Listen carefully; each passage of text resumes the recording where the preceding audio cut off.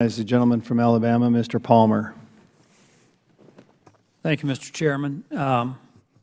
Myberg, I think we've pretty well covered some of the problems at the EPA regarding sexual misconduct, but there are other forms of employee misconduct that I want to address, specifically about an investigation that's going on in the Birmingham, Alabama area involving the EPA, in which EPA employees, I think, have acted improperly in conducting the investigation, specifically seeking access to property without getting the permission of the owner and actually intimidating people who are occupying houses on the property.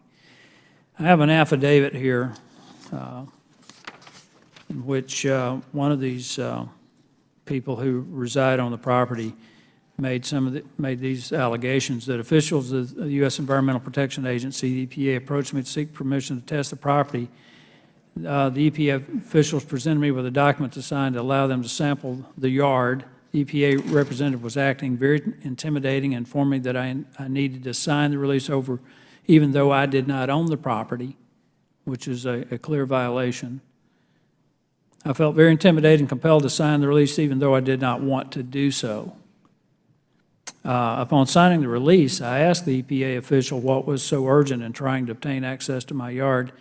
The EPA officials responded that they are in Tarrant, Alabama, which is right there, suburb of Birmingham, to shut down the ABC Coke plant. Does the EPA discipline employees who act in such an overzealous manner? Congressman, anytime we have an allegation of misconduct, we investigate it, and if the investigation shows that misconduct has occurred, then we will take action to hold the employee accountable. So do you punish that, or do you encourage it? Again, Congressman, when an allegation occurs of misconduct, we investigate it, and as Agent Sullivan or Director Sullivan specified, one of the things that occurs on many investigations is the investigation does not find any wrongdoing. When it does, we take appropriate follow-up action to hold the employee accountable. Well, I would like to point out that this is not the only affidavit like this. There are several others, and you know, we're not going to release them. I'm not going to enter them to the record or use their names this time, but do you believe it is appropriate for the EPA personnel to pressure and intimidate citizens into endorsing EPA's agenda? Congressman, I'm not familiar with the specifics that you're referring to. We'll be happy to take that back. The specifics here are the EPA employee forced this renter to give access to property they didn't have legal access to in an intimidating manner, and then afterwards told them that the whole point of the investigation was to shut down a legal business. Is that how the EPA does business? Do you encourage your employees to do that? Do you allow them to intimidate? Do you allow them to operate outside the law?